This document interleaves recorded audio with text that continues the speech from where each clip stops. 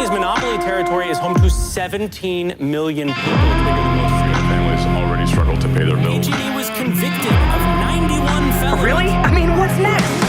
Greybeard Talks Solar. He is Solarwise. Welcome to the Greybeard Talks Solar YouTube channel. Thank you so much for joining us today. I'm sure I got you intrigued with the title of this one. In today's video, we're going to be talking about the USAID fiasco that's going on all in the news today. We're going to be talking a little bit about Blake Lively, and we're going to be talking about solar. So how is Greybeard going to mash all this up? Well, stay tuned. You will soon find out. But please like, share, and subscribe to the channel if you find it interesting and informative. We want to spread the word. We want to continue to sing the praises of solar and how solar works. And so anybody that you can share this with, we would be honored and grateful if you do so. So thank you for that. Well, jumping in. So USAID, right? So the DOGE, the Department of Government Efficiency, and Elon Musk grabbing all kinds of headlines all over the world for, you know, an obvious, I think, big issue within government is waste, right? And so right now, USAID has been listed as a significant contributor to wasteful government taxpayer spending. So here's an itemized list in case you didn't catch all of it, right? So $15 million to advance diversity and equity and inclusion in Serbia, of all places. $70,000 for production of a DEI musical in Ireland. $2.5 million for electric vehicles in Vietnam. Wow. Charging stations in Vietnam? I'm just trying to wonder where are they going to charge. $32,000 for transgender comic book in Peru. $2 million for sex changes in LGBT activism in Guatemala. $6 million to fund tourism in Egypt. Hundreds of thousands of dollars for nonprofits linked to designated terrorist organizations. Millions in Eco Health Alliance, which involved research in the Wuhan lab. So we're just beginning to kind of pull back the curtains on what's going on. And the reason I'm anchoring this with the solar discussion is, as soon as I heard about all of this kind of waste and fraud and all this itemization of these places where this money's going, you know, you sit here and you feel like you're doing your everyday life, right? You're a tax-paying citizen in the United States. You know, go to a job that, you know, many people may not love and do the work that you're called to do and or can do, and then provide for your family and try to live a life that's a comfortable and meaningful life. And meanwhile, you're just getting taxed, you know, right, left, and center. And then to come to find out that a lot of this money is not being used for domestic purposes. Now, USAID is meant to be an international organization, but some of the stuff that's being itemized now and called out upon, I certainly don't agree with, and I think a lot of people are a bit flabbergasted to understand and realize that that's there. And it was reminiscent for me. Immediately, I thought about solar. And immediately I thought about most people's utility bills today with meaningless fees, expenses, itemizations. It feels like now most people's solar bill is like the cookie jar. People are just reaching in to grab more cookies out of the cookie jar, which is your money. So I did an itemization of a recent PG&E bill for a homeowner in city of San Jose.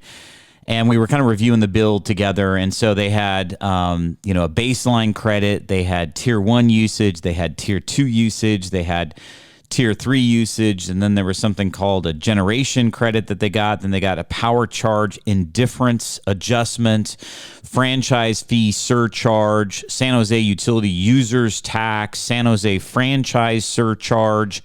And the list went on and on and on. And I'm looking at this just kind of scratching my head the same way that many people, I think, are scratching their head regarding the USAID itemization of fees and expenses and where money went. And I don't understand it. It's like I'm even in this business, and many of the fees and surcharges that I see on most people's utility bills, I do not get. I don't understand. Don't know what it actually means, and don't know why homeowners are getting charged the way that they are. But here's the reassurance, okay? In 5 years plus of working in solar, I can tell you that solar is so much simpler. It's so much cheaper.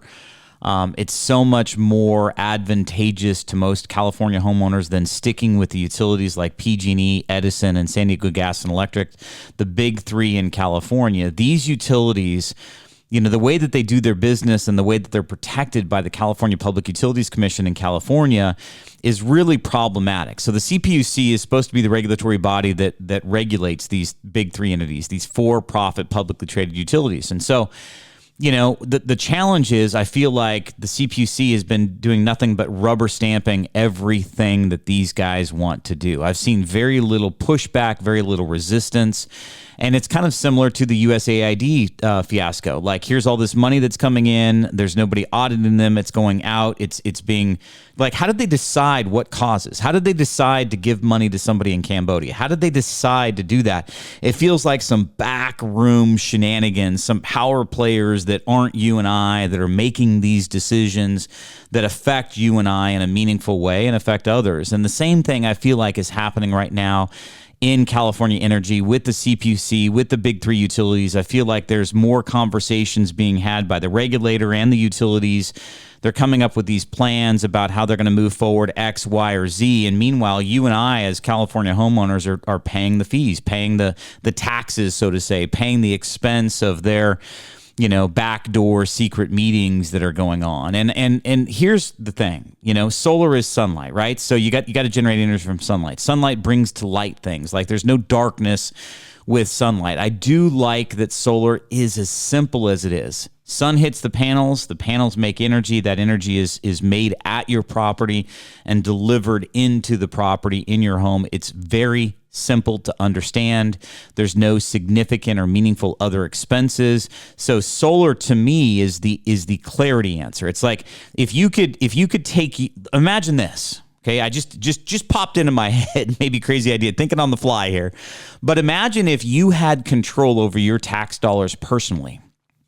I'm going to contribute X, Y, Z of my salary. Let's say your tax liability is $20,000. And of that $20,000, there's the government IRS got to go here. But of this other expense, I control where it goes. I want to dictate what I'm going to participate in regarding the federal, funding of X, Y, Z internationally here in the States. I mean, I would be very much more comfortable with that. That's like solar. Solar's made, the energy's made at the property. That energy comes into the house at the property. It's very simple to understand. It's for your unit. You benefit from it. It's for your home. You're going to be the one that enjoys the electricity that it provides. And here's the thing that you'll always need to understand about utility energy. It's always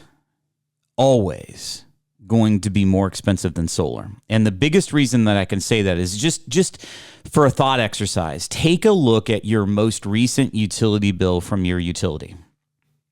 And undoubtedly, you will see two of the biggest expenses for electricity itemized as either the generation charge or the delivery charge. So generation, just so you understand, that's the actual cost that the utility is charging you for the energy that you consumed. That's what, in theory, it costs them, retail, costs them to generate the electricity that you consumed. So that's a reasonable charge. Okay, I consumed 1,000 watts of energy, 1,000 kilowatt hours of energy this month. I'm going to get charged according to that 1,000 kilowatt hours of energy I consumed. Makes sense. The bigger charge, and the one where I think that they've got the monopoly in California, these big three, specifically I'll talk about PG&E. The bigger charge is what we call the delivery charge, getting the energy to your home. The transverse of the network of energy lines, transformers, poles, grids, underground lines, all that utility grid infrastructure. That's what PG&E has a monopoly on, and effectively that cost is normally twice as expensive as the actual cost of the electricity that you consumed in your home. So, for example, let's say you consume $200 worth of electricity. Normally, the delivery charge would be $400. You'd get a $600 bill. $200 for the actual electricity, $400 to, route it to your home, and that's why you're paying a $600 utility bill. Solar, when you can make the energy at the property level, solar, when you can make it at the house, you don't have a delivery charge. There is no delivery charge. Sun's out, sun hits the panels, They make energy, they make electricity, it's generated at the home. Whatever the home consumes from the solar stays at the home level. It doesn't go to PG&E or other utilities and then come back for them. It stays at the home. The only time the energy goes to the utilities when there's surplus energy, anything over and above what your house was actually consuming at that moment, and anything that was not stored in batteries, that energy gets sent to the utility. That's the only energy that they see. And so in that sense, solar is always, it's going to be cheaper. It's going to be easier to understand. It's not going to be as complicated. And there isn't the same opportunity for waste, fraud, charges that sometimes we're seeing. I'm not saying that any utilities right now are committing fraud on folks. It's been an issue in the past. I'm just not saying that now, but I'm just saying if you look at your bill, it feels that way, right? All these itemization of fees and charges that are unknown to you. So if you dramatically reduce your your consumption of energy from the utility because you have solar, meaning solar becomes the primary source of the energy that you're consuming, and the utility company becomes the secondary, the fallback. Think of it this way: checking account, savings account. The only time the savings account comes into play is if the checking account's exhausted. If I'm getting my solar energy from the sun, the only time I ever have to use utility energy is if I ever need to use more energy than what the sun was providing through my solar system, right? So the primary source is always going to be solar. That's why it's meaningfully cheaper. And for example, right now we have a program in solar that does not make you buy the system, does not make you write a check for the system, does not make you get a loan for the system. You can actually benefit from solar, have a solar system installed at your property with battery storage included, 2 to 6 batteries, zero out of pocket required from you. No deposit required, nothing for permitting, nothing for inspections. They'll do all of that. They will do everything from A to Z, zero required from you in that process. And then once the system goes live, your agreement is that you're going to purchase that energy, and that energy is way cheaper than the utility energy. For example, right now, PG&E is at like 43 cents a kilowatt hour for tier 1 energy and maybe 62 cents a kilowatt hour for tier 2. This program that I'm mentioning, we're talking about like 18 to 25 cents a kilowatt hour for the same energy that you're paying PG&E 43 to 62 cents for. So many of our clients are seeing their utility cost cut in half, for a system that they didn't have to get a loan for and didn't have to write a check for. So that if that has appealed to you, then you can text YouTube, what you're watching me on YouTube at 84503. It's a 5-digit text code number, 84503. Text YouTube to that. We'll give you some information, share with you what we have on that. All right, as I conclude the show, Blake Lively. I don't want you guys to forget about Blake Lively. What's going on with Blake?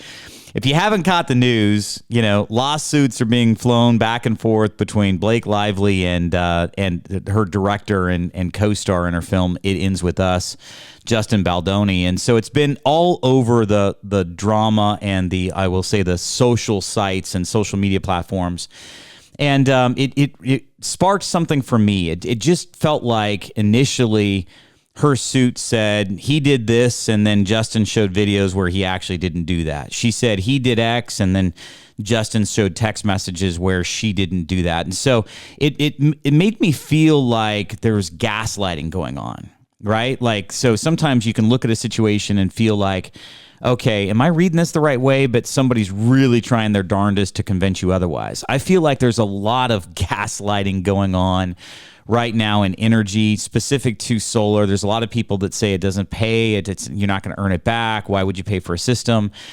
When there's a lot of doubters, a lot of haters, a lot of gaslighting going on. And I would just say we are a knowledge-first educational solar company. I lead first with education, which is part of the reason I'm doing this video right now that you're watching. I also host a radio show on several different stations on solar. So I try to give first of our knowledge, resources, and information as much as possible to help you understand solar better and hopefully make a more solar-wise decision with that increased knowledge that you're getting. And I just don't like the gaslighting. So I wanted to throw in the Blake Lively reference there. I'm not saying that what she's complaining about or what she asserts is not true. I'm just saying based on the evidence that seems to be coming forward, I feel like Justin has a lot more receipts than she does. And the reality of it is when you got the receipts, it's easy to disprove somebody. And so I think right now, just be mindful, just be educating yourself. look into stuff, make yourself aware, understand what's going on, look at your energy bill, explore solar as an option, make sure you're working with a broker that understands all of the available options in the marketplace today. And hopefully we're going to put our hat into the ring there for you to potentially explore that with us. And once again, you can text YouTube to 84503. And with that, we're going to conclude this week's Greybeard Talks Solar episode. Thanks so much for watching. You know, where a little wisdom goes a long way toward turning sunshine into serious savings for you. I thank you very much for watching the channel. Please like, subscribe, and share the channel if you're so inclined. And stay charged, stay informed, and keep shining, my friends. I will see you once again in 1 week's time. Have a great week. Thanks for listening to Solarwise, Greybeard Talks Solar. Please visit our website, solarwiseco.com, to learn more. And we will see you next time on Solarwise.